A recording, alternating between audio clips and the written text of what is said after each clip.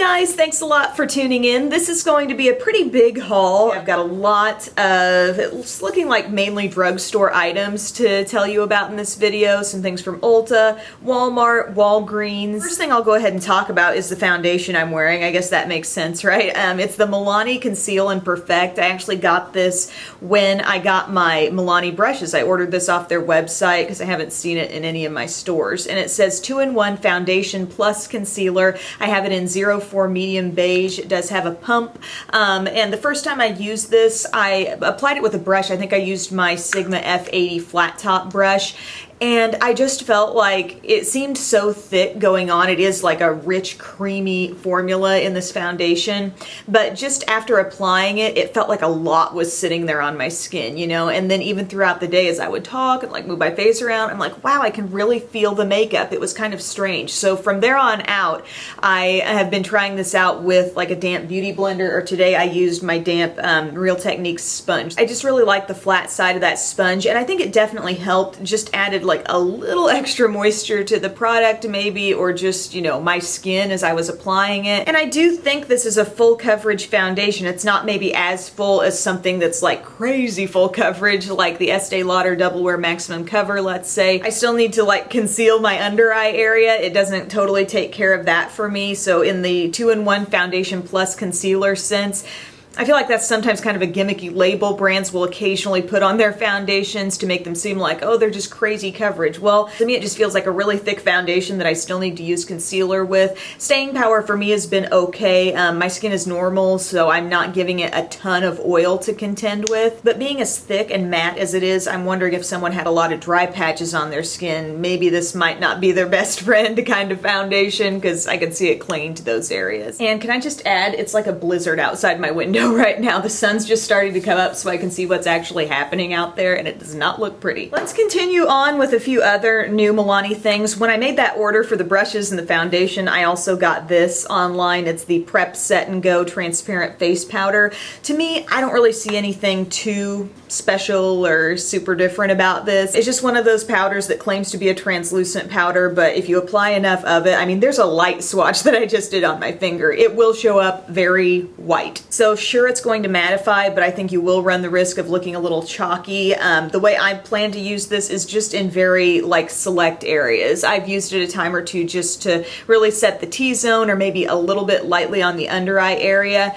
That may be the best way to go with this, at least for me, because I don't want to look too white and ghostly, even though I do kind of feel a little ghostly today. Maybe it's just the really dark lip that I'm wearing. Another new Malley thing, I actually ran into this at Walgreens. I don't think I've mentioned this yet in a video. It's called Length in Seconds Lash Extension Fibers. This is kind of crazy because it feels so light. It feels like nothing is in here, but it's not a traditional cream product. It is like little fluffy white, like it's literally just the fibers. Would we like to focus today?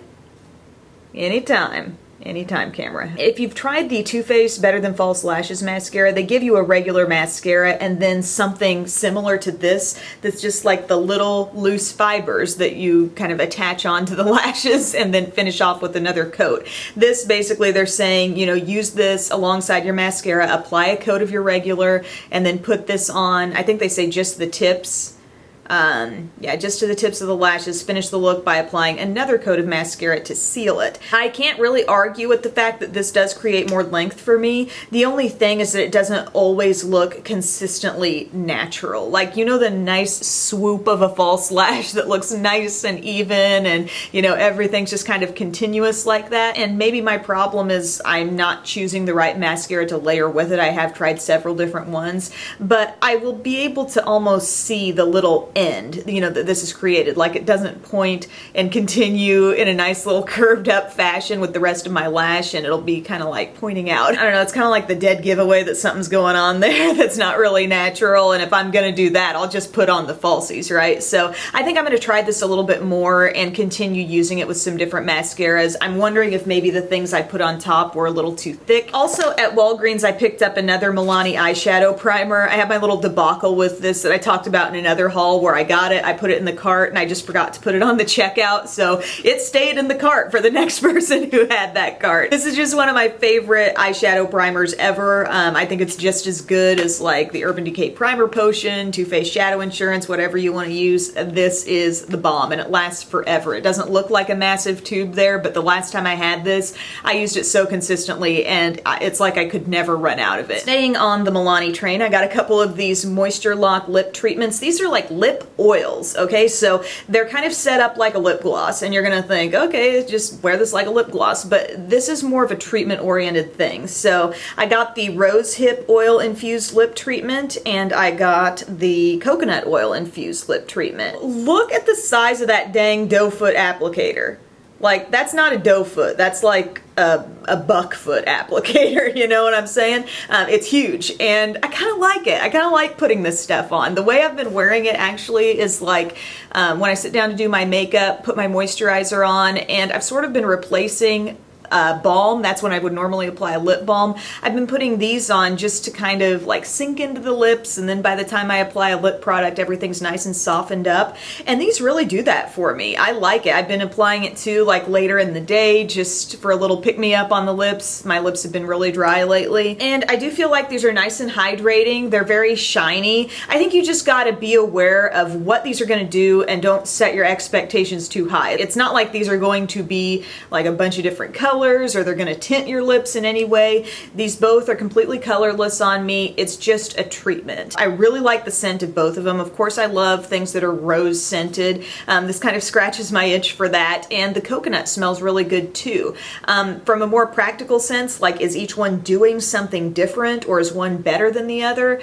I don't know about that. The consistency seems exactly the same on these. To me, it's just more about scent. And then they've got a bunch of others in the line as well, and one might be labeled as exhilarating, one might be labeled as rejuvenating. I don't know that they're really going to be that different in what they do, but there's a definite scent difference with these, and I like it, and I think I'm going to keep using them. Last call, anything else from Malley here? I don't think so. That might be it from Malley. I'm going to move on to Hard Candy and the lip product that I'm wearing today. I got another one of these Velvet Mousse lip colors. So the first one I talked about back in last week's Hard Candy video was this Cherry Blossom one. That was the only shade I had at the time. They really are like the color of the outer packaging, because Cherry Blossom was more of a, you know, a deep kind of rosy pink. This one is Dahlia. It's very dark. Look at the gorgeous tin. I'm really falling for these tins now. I got Sweet Pea as well, and I just think these tins are really cute. They're kind of bulky. They're not like absolutely a necessity to me, but they are really pretty to look at. And honestly, it's probably a big reason why these even caught my eye, because Hard Candy's got a crap load of things in my Walmart store, and these definitely stood out to me. So it caused me to linger a little bit, look at what they had to offer, and you know, I bought the one, really liked the formula, and I've come back for more. So basically we're talking about a liquid lip color. It's not like as liquidy as, say, one of the Malley Amore matte lip creams, more mousse-like as the name implies. Not completely transfer resistant, but very long wearing. And this is my first time wearing the Dahlia shade, but something I noticed about Cherry Blossom and that made it very unique for me in this world of liquid lip colors is how evenly it wore throughout the day. Like, it didn't wear off in a patchy way. It wasn't like slowly peeling off from the inner part of my lip or something like that. It just kind of gently lightened up a little bit throughout the day. With this shade, it's a very dark, like kind of brownish brick red, and I feel like, just looking a little bit at the inner part of my lip here, like as it's wearing off, it almost looks like a beautiful unintentional ombre thing happening there, but I think as it wears more, I'm gonna see more red out of this shade. But this is what it looks like. You know, it's very pigmented, very true to the color you would expect when you see the product. Did I say there's a little mirror in there? So that's kind of handy for touch-ups. But very eager to see how this one does throughout the day. I've already worn Sweet Pea, and I gotta say, the shade looks pretty, but I wasn't nuts about it. It's just a little too light to look good on my lips in this very matte format. You know what I'm saying? Like, I can see a lot. It reveals a little too much about the dryness of my lips. Also, I got another one of these cheeky tints. I tell you, when I say I'm interested in something and I'm probably gonna buy more, 9 times out of 10 I go out and I do that. This is the Cheeky Tints Sheer Blush Gel in You're a Doll. So the other one I had was more reddish, sheer, kind of a warm red, and this is more of a cool pink. You can see it there. It's really like exactly like the color of my nails. And ultimately, the shade you're seeing is my blush today. Like, I used something else, which I'll get to in a minute. It didn't quite satisfy my blush need today. I needed a little more color, and so I used this very lightly. I think it's beautiful. You can blend them with your fingers pretty easily. They don't set too fast. You can use a small stipple brush if you wish. Hard Candy also has this adorable little glass bottle of something called Illuminate and Strobing mix-in drops. I'm gonna need to play around with this a little bit more because I haven't used it a whole bunch from the mix-in perspective, but even just used alone, I find them to be very, very subtle. So you got like the little dropper style here. I'll just put a little bit on my hand. It looks very milky, very creamy, but still thin. As I blend it out, like, I don't know, over that size of a surface, like over my entire hand, you can kind of see some glow happening, but it's not quite as pronounced as I was expecting. And I've also kind of just patted it, not today, I haven't done this, but I have kind of just tapped it on the top of my cheekbones. That's probably the way I can get the most impact because you're not spreading it out over as much skin and you're really just tapping it over one spot. About to run out of air. I wasn't super wowed by this. There's something from e.l.f. called Shimmering Facial Whip. It's a little $1 product, and they do have a white shade that definitely packs a little more punch than something like this does. If you are getting it and really planning to do the whole mix-in thing, I think you're gonna find it to be extremely subtle because it's subtle as is, and if you dilute it even more into a moisturizer or a foundation, you know, it's gonna be a very light effect. At Target, I found these ombre blushes from Wet n Wild. What? Yeah, they snuck out these blushes, and I'd just done like my NYX video on the ombre blushes, and now here's some from Wet n Wild. So you can see there, they start one color, they kind of fade very gradually into another shade. I have In a Purple Haze, which is a very different kind of blush shade for me. You know, it looks very purpley. There, you can see it a little bit better. This is going from very cool pink to like a lilac shade. I'll swatch each end of it so you can see. Very pastel, very like, you know, Belle's Room type lilac. In a recent video I was talking about the NYX Strobing palette, and they have like a really light lilac type shimmer, and on the skin, like, it doesn't scream lilac, but it has a pretty kind of glow, like a very cool way that it hits the light, or that the light hits it. And this, I mean, it's kind of like that, only more chalky and less super shimmery and glowy. It doesn't show up a whole lot on my skin as a blush, but I'm willing to play with this some more. I've only used it one time so far. The other shades, I love these names. Props to the Wet n Wild product naming committee, because one is called Mai Tai Buy You a Drink. This goes from a gold, which I swatched on that finger, into a peachy shade, and it's so subtle. Like, this was the one I was wearing on my skin today, and I was like, I can't get enough impact from it. It can look pretty and soft and glowy, but not enough of a blush for me. Then same situation with the Princess Daiquiris. Again, I love the name, but it's more pinky than this other one. And maybe if you had like super fair skin, you would be all about these, but for me, I just was a little let down. I wanted more pigment, more pop. Next up, I got this butter bronzer from Physicians Formula. I can even smell this. I haven't even opened it. If it's like a foot away from me, I will smell this. This smells like straight up tanning salon. Not that I mind that, but whew, it's a very, very fragranced product. If you want a bronzer that smells like a pina colada, I guess this is one you might want to try. You lift up the little guy there, and it's got an actual like sponge with it instead of a brush, which I found surprising because while this does feel nice and like buttery and creamy for a powder, it's still very much a powder to me. It doesn't kick up a lot of dust and fallout, but it's still a powder. And this claims to be infused with muru butter. I'm not familiar with that kind of butter. But I have this in the shade Bronzer, and I find it to be very light, as in like barely shows up on my skin. this comes in an even lighter shade as well. It's not completely non-existent on my skin, but it's pretty subtle. And if you're much darker than me, I think you might be a little frustrated by that. It has kind of a satiny finish. It's just a little step away from being totally matte. With the snow that's falling outside my window right now, this is kind of nice to smell, to get a whiff of, but beyond that, I don't find it really remarkable. I got another bronzer from Malley, and this is big. This is big news to me because I am a huge fan of her Poreless Face Defender, which is like a clear product, kind of a mattifying, pore perfecting, touch-up product is the way I use it anyway. Just kind of like dab it on your T-zone. It has no visible look of any makeup because it's completely clear, but it does what it says. It kind of just perfects the skin and takes away the look of pores and shine.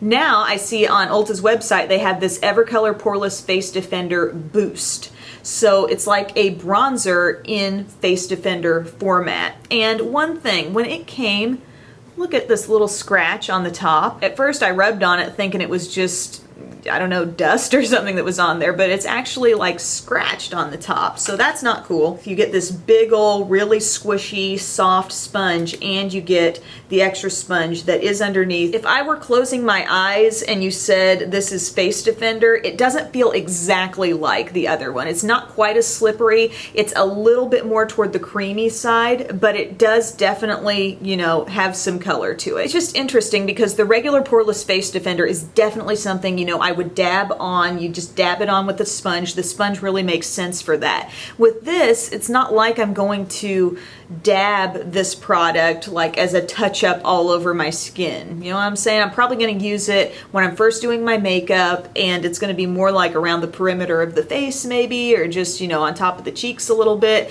So I actually prefer using this with a synthetic brush. I'm almost treating it more like a classic cream product than some special Poreless Face Defender product. Feels kind of like I'm touching a hardened putty or something, and then it feels smoother and a little bit more dry between the fingers. Goodness gracious, I don't know if this is making any sense at all. It's not tacky, it's not dewy creamy on the skin. It really comes off looking like a matte bronzer when you apply it. You just have to apply it in a little bit different way because it's not powder. It's not a normal cream either. I need to do more homework with this one for sure. I got Makeup Revolution Shimmer Brick. It says Shimmer Brick Radiant. So I don't know if this just came in the one shade, I can't remember, but it looks really pretty. It's like a very metallic highlight with strips of more bronzy tones in there as well. I love my Physicians Formula shimmer strips. This strikes me as something that's maybe even more like pigmented or just heavy duty on the shimmer. I'm sorry, there's been a lot happening on this hand today, but there's each of the shades just swatched out individually. You can see how pigmented they all are, like could definitely double as eyeshadows. And then right here, that's all of them mixed together. So it ends up looking like just a soft gold. I think I'm gonna like it because I'm big on the multitasking products. I think with a tan, this kind of a tone just swept all over everything would look really pretty. But also I wanted to ask you guys, are any of you shimmer brick users like the Bobbi Brown shimmer bricks? Do you love those? Are there any certain shades that are must-haves? Do I need to try those? Because I've never used one, and I have used the Physicians Formula. This is my first from Makeup Revolution, so let's discuss. Are you leaving? Bub, you're bold. You just kissed my dark lips and nothing transferred off. Take that for what it's worth, people. Have a good day. Be really careful, Bubs. I don't want to be that careful because then I feel like I'm not living in the moment. Bub! So. Be careful! It's a blizzard out there. Also, Ulta has their own kind of generic beauty blender, which I do have, and I've been trying so many blending sponges, trying to compare them, seeing like what works the best, what doesn't, what cleans up better, what feels better. But they recently came out with a smaller version. So it's orange, and it says pointed and rounded tips for blending tight areas. So it comes in a pack of 2, and then here's what it looks like after it's been dampened. And I used this on like concealer and in just a few little areas today, and I do really think the size is nice. I cleaned it probably 3-4 times and it's cleaned up really nicely. I've used it for foundation too. I don't feel like it's too small for that, but I really prefer the evenness that I get with the Real Techniques blender and using that flat side with foundation. But this was kind of nice around the eye. Not quite as precise as the Micro Mini Beauty Blender, just because that can go anywhere and everywhere, you know? This is still a little bit on the large side to get tight places, but not quite as large and in charge as the Real Techniques is. Sorry, jumping around all over the place here. My eye look for today, another Malley thing. It's this Nude Attitude eyeshadow palette. Saw it on the website, was very intrigued because I'm kind of a collector of the Malley eyeshadow palettes, and this one looks very different. Like the ones she's been putting out have been a lot like the Naked palettes look, you know, with the little kind of vertical strips of shadow. So here we've got 12 shades total. It's a mix of matte and shimmer. Nothing in here is overly sparkly. I really thought this Terra Rosa shade, I actually wanted this to be like even more metallic than it is, but it's like a soft shimmery rose. So on my eyes today, I'm wearing like all of these darkest shades here and this. And I used a little bit of this, but I needed this quartz shade to really make it pop. So I've got the quartz on the inner corner, I've got the black on the outer corner, some chestnut in the crease, which is a matte brown. So you got matte brown and matte black in this palette. Claret is kind of a satin finish burgundy. I've got that a little bit in the crease. I've got some russet, which is this deep bronzy shade in the crease as well. I feel like these are pretty similar in formula to other palettes from Malley that I've used. One thing I really noticed and I enjoyed was that these shades didn't kick up much fallout at all. If that's a big annoyance to you, you might be interested in this because even, you know, high-end drugstore, it doesn't seem to really matter. There are a lot of palettes that will do that to you. This quartz shade is really pretty. It's like a satin finish, very light pink. A tawny, this shade right here, is really good for blending, you know, just kind of buffing the edge of your look. I forgot I did use some of that kind of in this no man's land between the crease and the brow, and it did well there. And there's a nice little brush too. You got a small end here, very usable, a little bit smaller than the Sonia Kashuk small shadow brush, and then something that kind of reminds me, like it would function a lot like a Sigma E25, really. It's not maybe quite as fluffy as that, but could put shadow on the lid and also blend up into the crease. Not ready to review this yet. This is my first day using it. One shade I'm very excited to use because I think it swatches well, it just looks really interesting, is that slate color, kind of bluish gray. A couple of other Makeup Revolution things sitting over here that I forgot to mention earlier. I got the Ultra Contour palette. This brand, I tell you, I keep running into things on the website that I want to test out, and I think I'm on the verge of, you know, doing a review of the things I already have, and then it's like, oh wait, there's one more palette. I have a feeling there's always going to be one more palette from this brand, and I'm just going to have to bite the bullet and do a review on what I have. But I have really liked the bronzer palette that's in this format and a couple of the blush palettes, and this is the contour option. So there's really a lot happening here. You've got your 3 matte contour shades, which I think are all pretty workable. This is the one I used today, and a little bit of this. I think it did well. 2 light matte shades here, one more yellowy, one more pinky. Got a couple shimmery shades here. This one's a little more like brownish, one a little more pinky, but they're very soft, like kind of a soft pearly finish. And then you got this guy up here that's just all out like bam. Very opaque, white pearly shimmer. I used a little bit of this shade just to kind of brighten up the whole, this area of skin. It's really nicely pigmented. It kind of reminds me of the effect I get from Laura Geller's Baked French Vanilla, so that was nice. And then for this little added glow on top of the cheeks, you know, I was a little scared of this shade, you know, just going full out with that. So I kind of dipped my brush back and forth between this one and this one. So I sort of blended the two and got a softer highlight on top. But I'm digging that palette. It's as pigmented as anyone would need it to be. I still really love my little e.l.f. contour palette, but I must say this gives you more options, especially from the glowy standpoint and just the different highlight shades you have to work with here. It's really nice. When I was in at Walgreens, I was thinking about picking up another CoverGirl Supersizer mascara. I'm not quite out of the one that I currently am using, but I saw in the Queen collection they had this called Fall Slash Drama, and this looks, I mean, the brush that they've got going on here, it looks identical to Supersizer. So I just wanted to get this and kind of confirm for myself that it was the same. I'm not positive, but it seems like it's going to be the same exact thing. I would crack it open for you and examine the brush, but I don't really want to do that just yet because I'm still not totally done with my regular supersizer. That's it for right now, everyone. You wanted a haul, you got yourself a haul. I definitely, as I have mentioned throughout, I have some things that I need to work with quite a bit more before I can give you some reviews on them. But as with most of my hauls, you know, we run into some questionable things here and there, but some of the stuff, you know, I really love. So thank you for watching, and I will see you next time. Bye-bye.